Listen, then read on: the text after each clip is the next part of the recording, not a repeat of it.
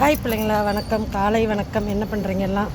என்னன்னு பார்த்தீங்கன்னா, நம்ம நினைப்போம் என்ன எல்லாத்துக்கும் நல்லது பண்ணுறோம், எல்லாத்தையும் நல்ல வழி நடத்துகிறோம், ஆனால் நம்ம இவ்வளோ கஷ்டப்படுறோமே அப்படின்னு மனசுக்குள்ளே தோணும். ஏன்னு கேட்டிங்கன்னா, கடவுள் இருக்காரா இல்லையா, என்ன இவ்வளோ கஷ்டம் அப்படின்னு தோணும். ஆனால் அதுக்கெல்லாம் ஒரே ஒரு பதில் என்ன அப்படின்னா, ஒரு சிற்பத்தை வடிக்கிறாங்க, ஒரு சிலையை செய்கிறாங்கன்னா அது எவ்வளோ உளி அடியை வாங்குது. அடி வாங்கி வாங்கி வாங்கி அதுக்கப்புறம் பார்த்திங்கன்னா ஒரு அழகான சிற்பமாக என்ன சிற்பம் செய்யணும்னு நினைக்கிறாங்களோ அந்த சிற்பமாக வடிவமைச்சு நிற்கிது. அது மாதிரி தான் நம்மளும் கடவுள் நம்மளுக்கு கஷ்டத்தை தராருன்னும் போது நம்மளை ரொம்ப கஷ்டத்தை கொடுத்து அதுக்கப்புறம் நம்மளை வடிவமைச்சு எந்த கேரக்டரில் நம்ம உட்காரணுமோ அந்த அளவில் நல்லது பண்ணி உட்கார வைப்பார் அப்படிங்கிறது உண்மை அனுபவம். சரிங்களா? அதனால் யாரும் எந்த கவலையும் பட வேணாம். இதெல்லாம் நன்மைக்கே அப்படின்னு இதையும் தாண்டி போகணும். சரிங்களா? ஓம் சக்தி, அங்காள சக்தி. நல்லதை மட்டும் நினைப்போம், நல்லதே நடக்கும்.